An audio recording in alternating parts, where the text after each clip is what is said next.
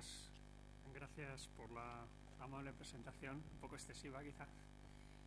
Y un saludo especial a los futuros investigadores de la Facultad de Comunicación aquí presentes. Y por supuesto un saludo a todos. Es un honor estar aquí con los investigadores del futuro y hablando de un tema que me parece que es muy pertinente, muy importante, que es el lenguaje de los medios y la transmisión de valores.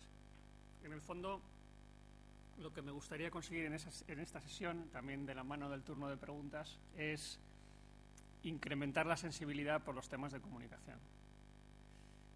Aquí tenemos una audiencia multidisciplinar, gente muy variada, que procede de ámbitos profesionales muy diversos, pero ninguno queda al margen de la influencia de la comunicación. Y de alguna forma la influencia de la comunicación está configurando modos de discurso que son fundamentales para transmitir valores y que son también fundamentales para tener la visibilidad necesaria para la investigación, en el fondo para todas las cosas que hacemos. Me voy a servir de un guión que voy a seguir un poco por libre, ¿no? Porque creo que el guión requiere un poquito de explicación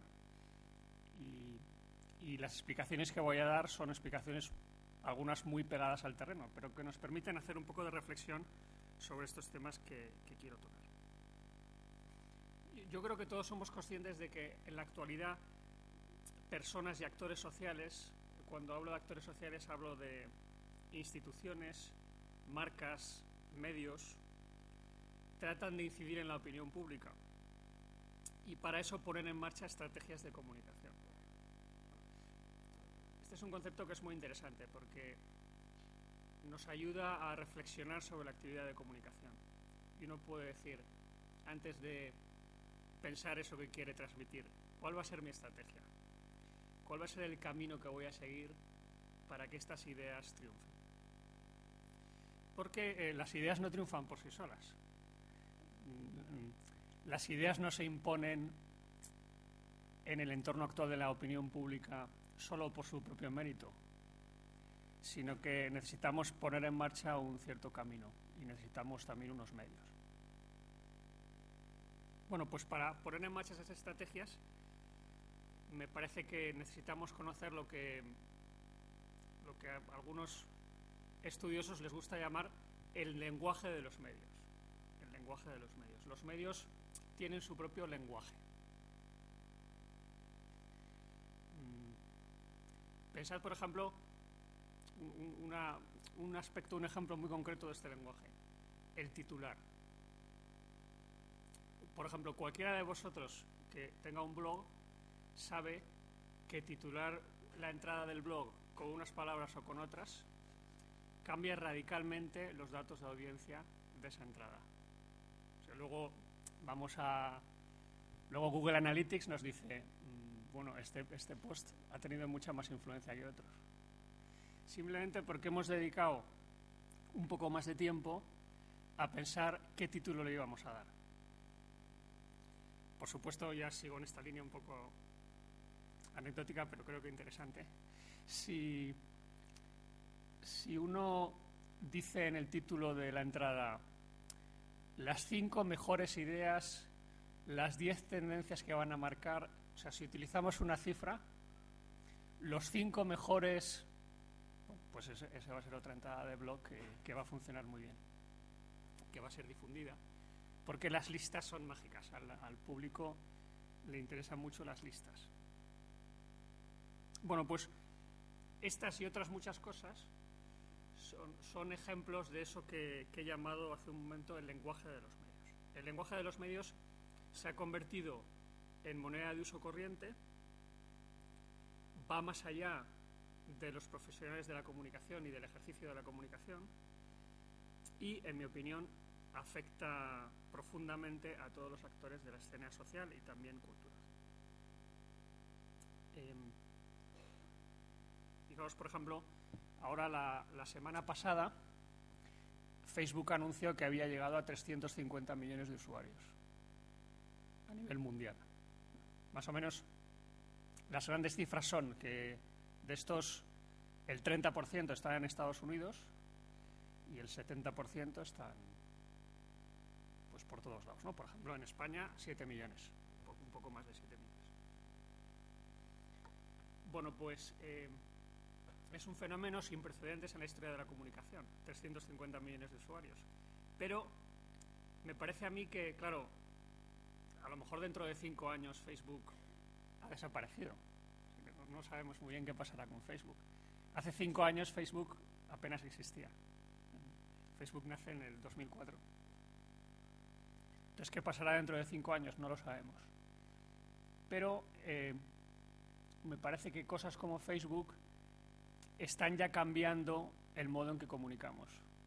Nos están transmitiendo algunos aspectos del lenguaje de los medios que van a perdurar. Por ejemplo, la importancia de la conversación. Pasar, digamos, de estrategias de comunicación muy unidireccionales, donde uno habla y los demás escuchan, a situaciones de comunicación muy fluidas, donde hay una continua interacción entre los que presentan el mensaje y el público que quiere participar.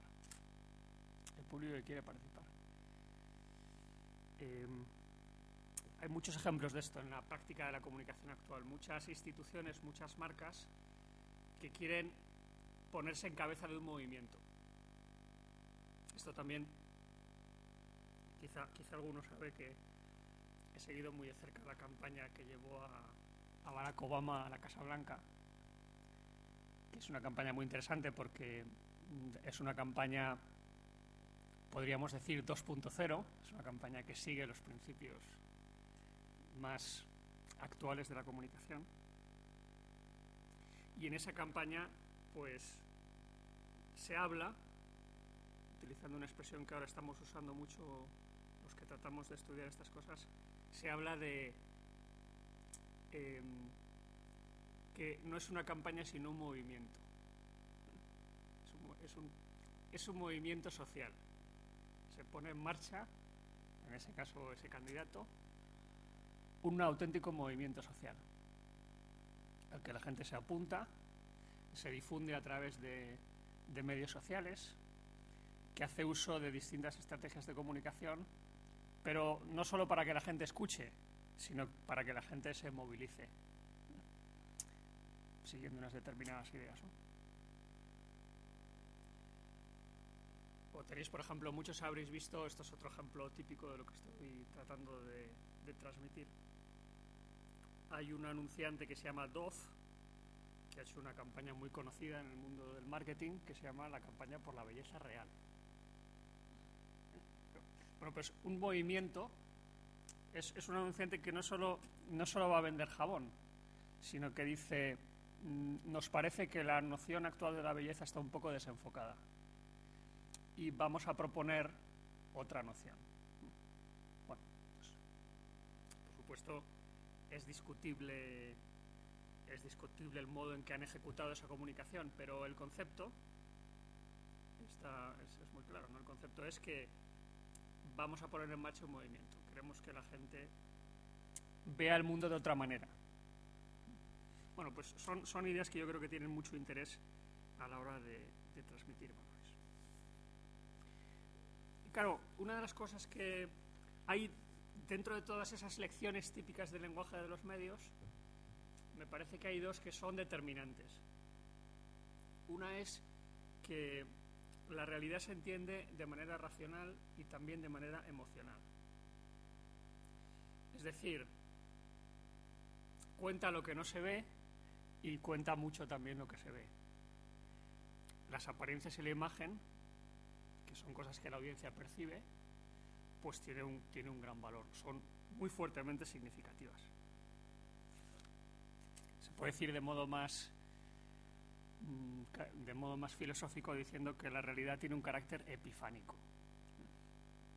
O sea que realmente la realidad nos lleva, ese conjunto de imágenes o de apariencias, nos llevan hacia la identidad, hacia lo que las cosas son. A veces pensamos que lo fundamental, y esto es el corolario de lo que acabo de decir de modo así un poco más elevado, a veces pensamos que lo fundamental es tener razón.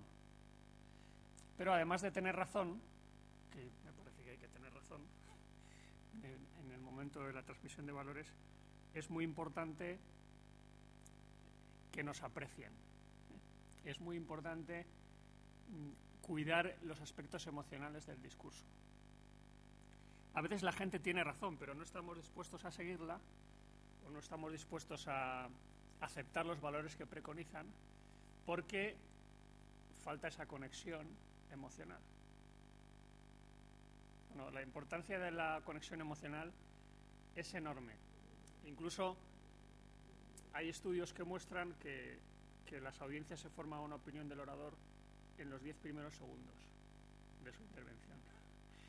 Cosa que bueno, puede resultar hasta desanimante, ¿no? Porque uno dice, después de todo lo que he preparado mi sesión y tal, podríamos decir, resulta que al final estamos en manos de los 10 primeros segundos. Bueno, esto por supuesto admitirá matices, pero nos habla de la importancia que tiene lo emocional.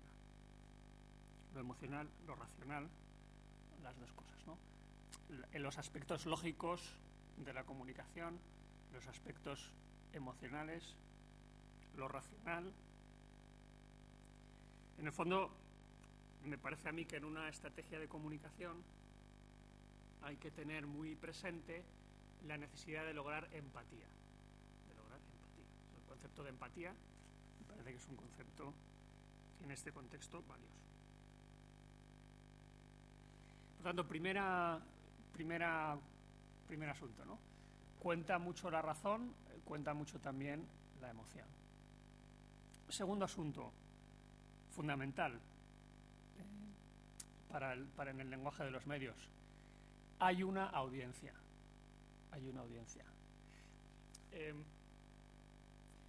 De alguna forma, el que quiere transmitir valores o el que quiere desarrollar una estrategia de comunicación está tratando de escuchar las señales que le manda el entorno. Nos convertimos en grandes estudiosos del contexto. Claro, no hay nada peor para una estrategia de comunicación que esto nos pasa mucho, ¿no? Estamos mucho más pendientes de lo que queremos decir que de lo que la gente va a entender. A veces, por ejemplo, fijaos cuántas veces decimos, no, pero si esto ya lo he dicho. Decimos, por ejemplo, con nuestros alumnos, ¿no? No, si ya les he dicho. Pero bueno, ¿qué ha pasado? No ha pasado nada. Pues si no pasa nada, habrá que decirles otras cosas. O sea, habrá de cambiar de plan. No es tan importante lo que nosotros decimos como lo que la audiencia entiende y como lo que la audiencia hace. ¿Hasta qué punto logramos, que este es el desafío de las estrategias de comunicación, hasta qué punto logramos cambios en los comportamientos, cambios en las actitudes, cambios de percepción? Claro, a veces estamos demasiado apegados a nuestro propio discurso y a eso que nosotros queremos decir. Bueno, entonces, por ejemplo, no sé, no voy a ser muy sistemático, ¿no? Pero me parece que tenemos que pensar mucho sobre los valores dominantes y tratar de comunicar con una audiencia, y esto hay que entenderlo bien, porque no se trata de hacer lo que quiere la audiencia. Muchas veces, fijaros, como en el marketing, se pulsa al mercado, se le pregunta a la gente, bueno, ¿usted qué quiere? Y entonces se diseña un producto o un servicio que sigue esos principios. Bueno, muchas veces en la transmisión de valores esto no lo podemos hacer, porque queremos transmitir unos valores que son reflejo de una identidad que en cierto sentido no es negociable. Pero aún así no podemos perder de vista que el público se encuentra en determinado lugar y que tenemos que decirle cosas que le resulten interesantes, valiosas, que vayan de acuerdo con su vida, que tengan un significado poderoso para ellas, etcétera, ¿no? Y a veces incluso de aspectos que nos podrían parecer negativos podemos sacar conclusiones interesantes, ¿no? Por ejemplo, voy a decir alguna cosa, ¿no? Hoy, por ejemplo, vemos que hay una cultura de la emoción. Por decirlo de otro modo, hay como una búsqueda en muchas personas incesante de experiencias, vamos a decir, fuertes, ¿no? La experiencia fuerte como horizonte. Bueno, ¿esto qué nos dice de la audiencia? ¿Cómo conecto yo con una audiencia que tiene este tipo de visión del mundo, ¿no? O vemos que el lucro es muy importante para muchas personas. Vemos que el dinero pues da seguridad y que es un objetivo muy perseguido. Bueno, ¿esto qué nos dice? ¿Cómo vamos a trabajar sobre esa base? Una cultura de la tolerancia, donde hay un cierto discurso sobre igualdad, sobre diferencia, sobre uniformidad, variedad. Bueno, ¿cómo trabajamos con esto? Incluso hay un discurso en el ámbito religioso de la increencia. O sea, parece que hay gente que no está muy satisfecha con su experiencia de la religión. Bueno, ¿esto qué significa? ¿Cómo se trabaja con esto? Bueno, etcétera, ¿no? En el fondo, no podemos comunicar sin saber dónde está la audiencia. Y tenemos que ser capaces de ponernos en su lugar. Y es muy difícil poner en marcha una estrategia de comunicación sin hacerlo así.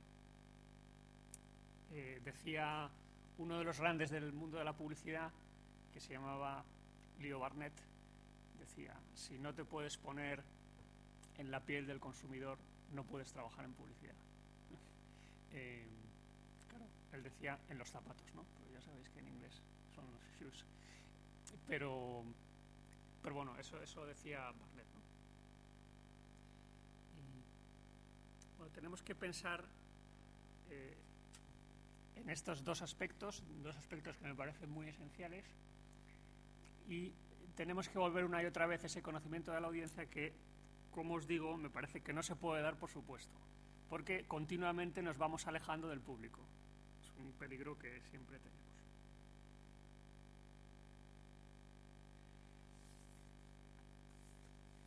Bueno, otro concepto muy importante, donde los medios juegan un gran papel y que se está viendo reforzado últimamente por desarrollos tecnológicos muy poderosos que están cambiando la comunicación, o que están más que cambiando la comunicación, están como intensificando su papel, ¿no? Hay algunos valores más que no sé si voy a tener tiempo de desarrollar, ya me dirás cómo vamos a ver, y que son también muy relevantes. Uno es la idea de transparencia. Un autor muy importante en el mundo de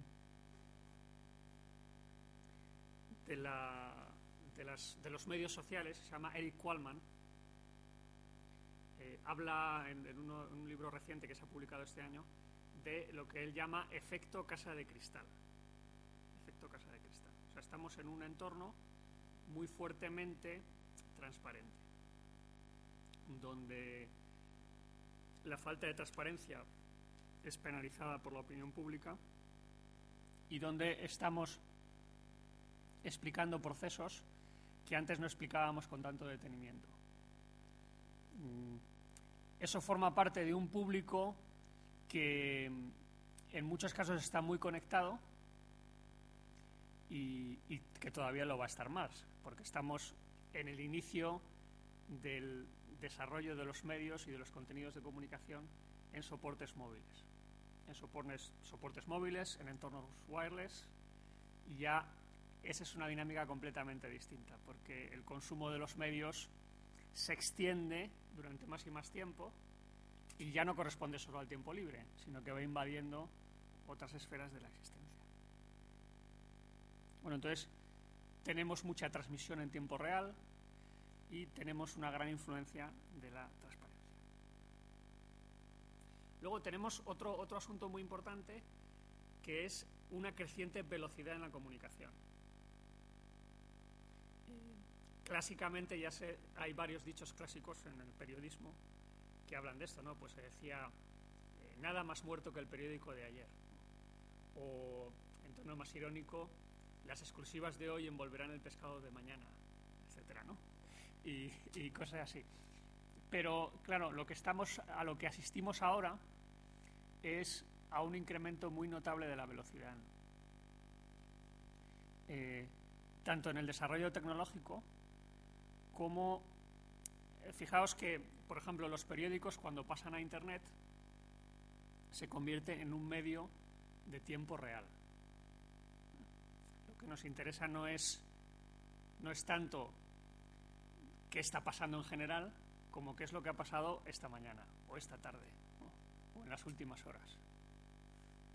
Esto es un cambio trascendental en la manera de comunicar, donde prima mucho el directo, o cosas muy próximas al directo, y donde estamos muy pegados al terreno. Claro, eso tiene consecuencias para la estrategia de comunicación, porque,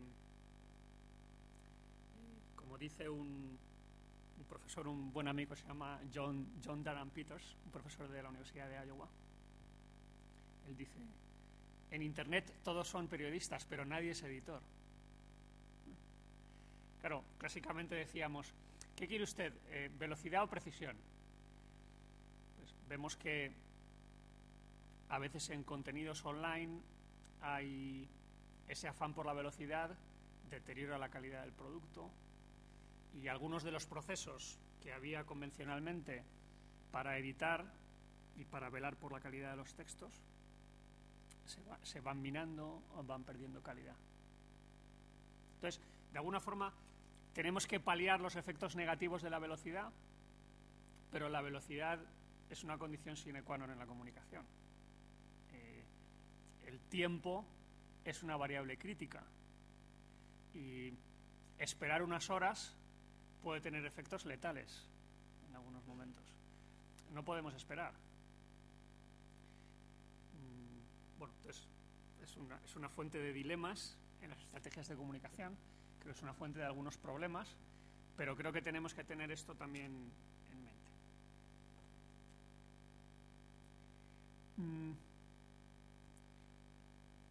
Luego hay otra idea que está ahora muy presente y la he incoado antes, que es el concepto de participación. No solamente las marcas y las instituciones, como os decía, están poniendo en marcha movimientos sociales, sino que además están haciendo cosas, desencadenando procesos que no controlan del todo y que de alguna forma dejan al margen o dejan en manos del público. Por ejemplo, lo estamos viendo muy claramente en publicidad, donde algunas de las campañas más notorias del momento son campañas que han sido dejadas en YouTube. Entonces, en YouTube, claro, es muy pronto en nuestra investigación de estas cosas. ¿Por qué lo de YouTube? ¿Por qué funcionan algunas cosas en YouTube y otras no? Pues todavía no lo sabemos muy bien. O sea, hay un efecto de participación, un efecto de movilización y de interés que todavía no sabemos muy bien por qué se produce, pero vemos que se produce. Hay un anunciante que ha hecho este año un viral, un anunciante francés, que ha conseguido 30 millones de visitas, además en todo el mundo. Es lo que sucede con la comunicación en Internet, que Internet es global. Internet rebasa las fronteras clásicas que nosotros teníamos. Cuando hacemos algo que funciona en la red, no necesariamente funciona para nuestro país, sino que puede funcionar para todo el mundo. Entonces estas sensaciones virales nos hablan de un proceso de, entre comillas, de contagio que ponemos en marcha y que tiene unos efectos que muchas veces superan con mucho las expectativas. Claro, en YouTube compiten contenidos muy variados y diversos, y algunos de ellos generados por los usuarios. Hay otro viral de hace un par de semanas, de un que muchos habréis visto, sobre todo yo creo los más jóvenes, que cuenta cómo un cantante desconocido pues pone su guitarra en un avión y le rompen la guitarra, ¿no? Una línea aérea que, bueno, que en general es una línea aérea que últimamente ha tenido algunos problemas, y entonces pues él hace un vídeo contando eso. United Breaks Guitars, ¿no? Y es una canción, y bueno, es una canción que acaba en iTunes y que un vídeo que tiene millones de visitas. Y esto es muy interesante en el momento actual. La importancia de darnos cuenta de que las audiencias están tan armadas de posibles estrategias de comunicación como nosotros. Y el consumidor irritado es un consumidor que es capaz de desestabilizar tu estrategia de comunicación. Claro, el consumidor insatisfecho ahora mismo en directo en Twitter cuenta lo insatisfecho que está. Y vas viendo en tiempo real cuáles son las quejas del consumidor. Pero además es que a través de esas mismas herramientas se pone en contacto con otras personas que pueden tener experiencias parecidas. Bueno, veis que en todas estas cosas que he ido más o menos relatando se une estos conceptos de velocidad, transparencia y participación, que me parece que están en la clave de todos estos procesos. Quería compartir una cita que creo que es muy interesante, porque podríamos decir, bueno, en el fondo este es un camino muy complicado, erizado de obstáculos y lleno de lados oscuros, lleno de ambigüedades y cuestiones no resueltas. Y es verdad, hay bastante complejidad y bastante ambigüedad en el mundo de la comunicación. Pero creo que esta cita tiene gran interés. Los medios de comunicación de masas han como empequeñecido hoy nuestro planeta, acercando rápidamente a hombres y culturas muy diferentes. Si bien estar juntos suscita a veces incomprensiones y tensiones, el hecho de que ahora se conozcan de manera mucho más inmediata las necesidades de los hombres es también una llamada sobre todo a compartir situaciones y dificultades. No sé si, seguro que recordáis el tsunami en el sudeste asiático y cómo en aquella ocasión el efecto de la cobertura de los medios del tsunami fue tremendo sobre las personas. Y es un asunto estudiado porque en esa ocasión, por primera vez, las aportaciones de la gente, a través de la sociedad civil, superaron a las aportaciones gubernamentales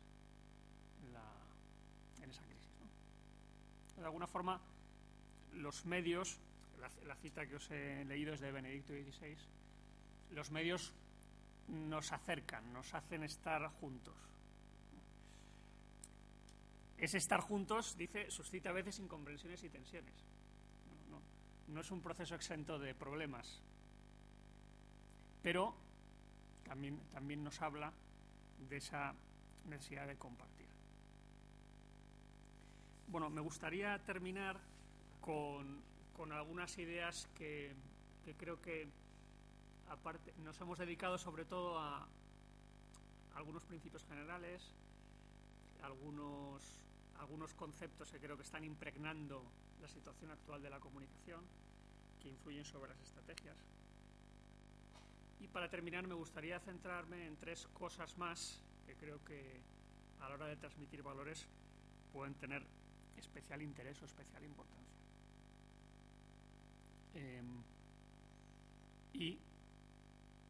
Si he sido suficientemente interesante o relevante, pues habrá preguntas, ¿no? Eso también creo que es muy, muy importante que lo tengamos. Primera cuestión, ¿no? Primera cuestión que me gustaría tratar. 3 ideas para transmitir valores y ya cerramos. Primera, es bueno hacer comunicación positiva. Es bueno hacer comunicación positiva. O es bueno también difundir buenas noticias, digamos, ¿no? Cuando nuestra comunicación es no, pues no funciona, ¿no? Perdonad por la reiteración, pero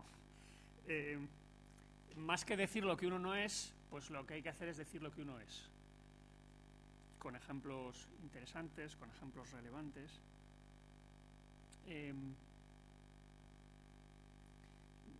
Aparecer como, digamos, como reaccionarios o aparecer como que estamos propugnando el pasado, pues es una cosa que no funciona muy bien. Me parece que tenéis un ejemplo paradigmático de esto, que creo que es muy importante para todos los que trabajáis en el mundo de la salud, que es las campañas de accidentes de tráfico, de alcohol, del mundo de las drogas, donde se hace comunicación fuertemente negativa. Y me parece que hay que darle a la gente motivos para portarse bien. No hay que darle a la gente, no hay que decirle a la gente lo que le pasará si se porta mal, porque eso la gente ya lo sabe. En el caso de la salud pública es muy claro. Las personas ya saben lo que pasa, porque está, por decirlo mal y pronto, está el suelo lleno de cadáveres, ¿no? La gente ya sabe. Los problemas son otros en esa cuestión. Bueno, comunicación positiva. Segundo asunto, creatividad. ¿Cómo podemos definir la creatividad? Pues creatividad podemos definirlo como, hay muchas definiciones, pero una posible definición sería la búsqueda de la sorpresa eficaz. Claro, una cosa que nos hace daño a la hora de transmitir valores es ser típicos, previsibles, formularios, el público ya sabe lo que vamos a decir. Bueno, entonces tenemos que intentar buscar el ángulo sorprendente, el ángulo inesperado. Tenemos que dar con la expresión que puede ser hasta audaz, ¿no? Que no traiciona nuestro pensamiento, pero que el público dice, bueno, esto es distinto, ¿no? Esto no es, como dicen los anglosajones, business as usual, ¿no? Esto va por otro lado. Fijaos, por ejemplo, cuando un ejemplo de esto muy, muy próximo a esta universidad, el fundador de esta universidad, en una homilía suya paradigmática, decía: tenemos que vivir un materialismo cristiano. Materialismo cristiano, ¿no? Una expresión bastante sorprendente, audaz, que no me voy a detener a analizar, pero que nos habla de esto, ¿no? ¿Cómo puedo cambiar el ángulo del discurso y llevarlo hacia otro lado, que es un lado a lo mejor hasta sorprendente? Fijaos, por ejemplo, vamos, esto daría mucho más de sí, ¿no? Pero Obama es un candidato sorprendente, inesperado. Es un afroamericano que ha crecido en una familia enormemente complicada, y que un personaje así llegue a la universidad, y a una universidad de la Ivy League, es prácticamente imposible. y luego pues ya todo lo que viene después es una historia llena de sorpresas, ¿no? Y se enfrenta a Hillary Clinton, que es la favorita indiscutible y la que en el año 2007 todo el mundo dice unánimemente que va a ganar. Nadie duda. Claro, ahora ya nos hemos acostumbrado a Obama, ¿no? Pero nadie dudaba que iban a ganar Hillary. Entonces poco a poco la campaña pues va haciendo visible que puede haber una sorpresa y llegamos a, en este caso, la sorpresa. Bueno, comunicación positiva, creatividad y tercer asunto, claro, este es más búsqueda de puntos de acuerdo.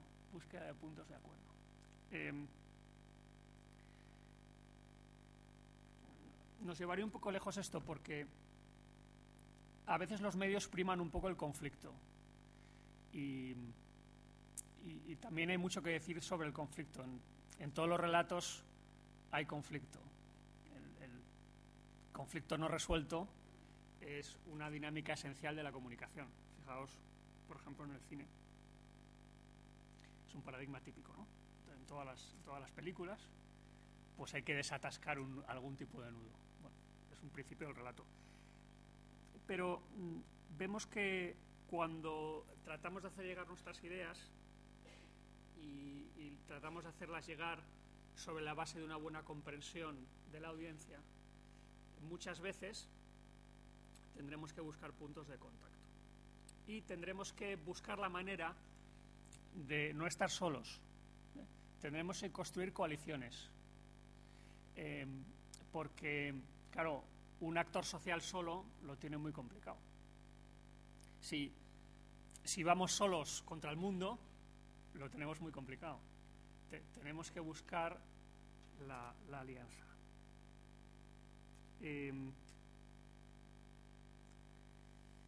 Bueno, entonces, claro, si buscamos los puntos de acuerdo, estamos buscando el diálogo y la relación, que es otra de las dimensiones esenciales de las estrategias de comunicación. En cambio, si vamos a un debate polarizado y buscamos la confrontación, entonces lo que hacemos es crear enemigos. Y continuamente hay que volver a decir, no, yo no estoy contra nada, ¿no? O sea, y yo soy parte de un movimiento más amplio y estoy defendiendo unas ideas que me parece que son buenas para la sociedad. Bueno, pues esta historia hay que contarla, y hay que contarla de acuerdo con otros y hay que contarla sobre una buena base de consenso y, por poner un ejemplo así refrescante en este tiempo de invierno, ¿no? Pues hay que hacer surf sobre olas que en este momento son olas importantes. Tienen un valor permanente y nos permiten ir acompañados. Claro, como digo, ¿no? Podemos dialogar, entramos en relación con otros, pero al final nuestra comunicación siempre se remite a una identidad. Y esa identidad pues es el faro, el punto de referencia que iluminará en nuestro discurso. Bueno, pues yo creo que con esto más o menos hemos introducido la cuestión. Me parece que estamos en un momento muy interesante desde el punto de vista de las estrategias de la comunicación, donde muchas de las cosas que estábamos haciendo, que son fuertemente unidireccionales, ya no sirven, donde los públicos tienen una capacidad de influir cada vez mayor y donde nos tenemos que convertir en actores de la opinión pública. Claro, es tremendo para muchas instituciones porque esto lo que exige es una conversación incesante con los públicos y no muchas instituciones están en situación de mantener esa conversación. Claro, una cosa es hacer una cosa que funciona, una cosa es poner en marcha una estrategia que sale bien a través de los medios sociales y otra cosa es que eso dé lugar a un diálogo permanente. Eso no es tan sencillo. Hacemos cosas aisladas que funcionan bien, pero podemos sostener una conversación continuada. Esto los que seáis bloggers pues también lo sabéis, ¿no?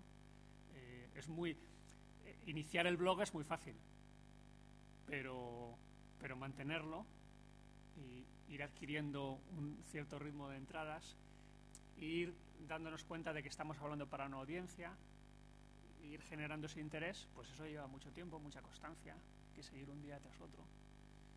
Y la inmensa mayoría de los blogs se mueren, ¿no? También y luego nacen otros, ¿no? Pero es otro.